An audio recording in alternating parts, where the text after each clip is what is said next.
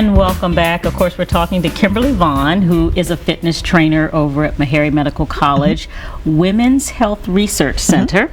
And as we took a break, we talked about, not always looking at the scale, looking at what size you want to get to. And of course, one way to get to that magic size is by exercising. Yes. So we'll start with maybe the top half of the body. What should people think about when they're trying to tone up, particularly arms maybe, or any other areas of the upper body? Well, you want to try to do as many muscles as possible, your big muscles and your little muscles. Okay. So, and then also want to refrain from doing the same exercises over and over. A lot of people typically do these. Yeah. They do pushing up, but those will only work the same muscles all the time. So you want to do your small muscles, little muscles, just just switch up what you're doing all the time. Okay. So first thing what we're going to do is we're going to do isometrics. And these are which 2-pound means, weights, yes. I guess we should say. And you're going to, isometric exercises just means that you're holding the exercise. So if you're doing this is a frontal raise. If you're just holding this right here, this is going to work out the muscle. Okay. And then you want to try to do that for a minute, but if you can't get to a minute, start at 30 and then go up to a minute. You can also do going out to the side. Okay. That's going to get the shoulders as well. Okay. And you're going to hold it out there as well. And hold for a minute. And how many rounds of, how many up and down should we do before we hold? You can do 5 to 10. You can start off at that, go up from there. But if you're just holding it, that'll actually, you can start to feel it burn. Okay. And just hold it as long as you can and then release. And then how should you be holding your body? Is posture important, for instance? Should we hold in our tummy, if that kind of stuff? You want your legs, your feet shoulder width apart, and then you want all this to be nice and tight. You don't want to slouch over or arch your back. That'll just cause more back problems. So you just want to concentrate on your arms only. Gotcha. And then you said 4 or 5 of these, and then hold it for about a minute, 30 seconds if you can't get to a minute, and that is working on what, all of this area here, your full arm as well as your shoulders and some of your back as well. Some people say that especially when you're working with arms, you're trying to tone them, you're trying to get them smaller, but sometimes you end up bulking them up. Is there a way to kind of get the tone?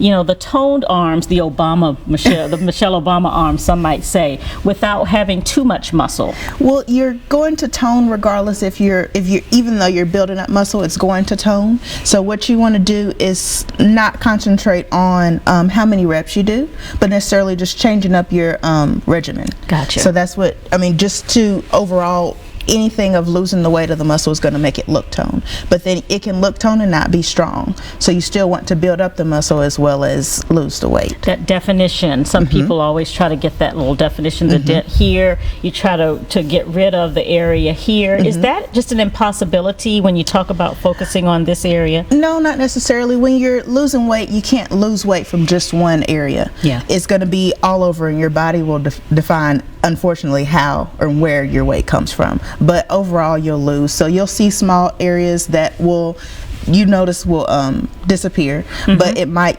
more so go to your legs more so than your arms. Gotcha. So now, of course, that means that you're not getting that look that you may be going after. Yeah. So what else can you do to really sort of define and sculpt, I guess some might say, the body? Your arms. Or another thing you can do, I call it the box. Okay. So what you're going to do is you're going to make a box with your arms. Okay. And you're going to flip them down, keeping your elbows at the exact point it was, flip them up, and then you're going to close them. Okay. Yeah, and that will actually get the small muscles, the big muscles, get the shoulders all over. You can do this as many times. You can do it from 5 to 10. Once that doesn't really work for you anymore, go up with it and do 15 or so.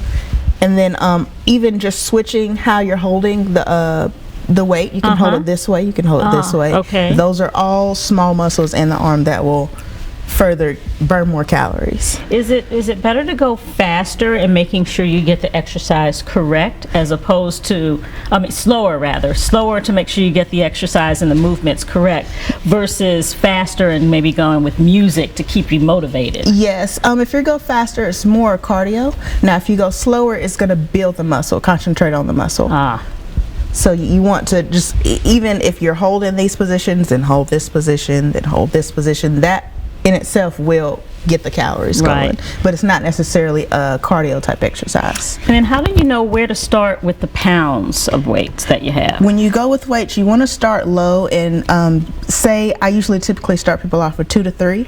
And if you're doing an exercise and you don't really feel it, slowly move up. Now you don't want to be able to do just one and you're tired out. If you can do 5 to 10 of whatever exercise you're doing, then that's typically the weight you want to start at.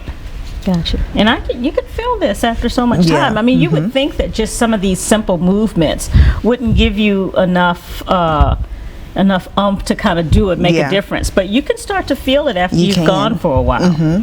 Simply just without the weights, I usually typically, if you want to do more, you can put 1, 2 in one hand, and if you're just doing this is different than if you had 1 pound, and you're going to feel a difference. Or if you're simply flipping your hand over, that's going to give you a different movement, a different soreness, and a different type of the arm. Daily regimen, or can you tackle this 2 or 3 times a week?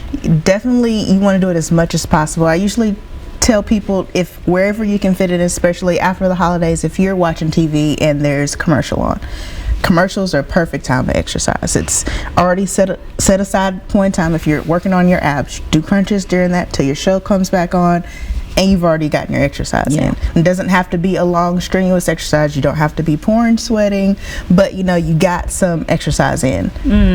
But now the pouring and the sweat, really feeling it, really seeing the effects of it, that burns more of the weight off, doesn't it? Yes, and it helps you with your stress level. Any kind of cardio exercise that you're doing, that you're releasing any tension, that will help you, and it makes you feel good after. You might be tired, but it's a good tired. You feel better. Right.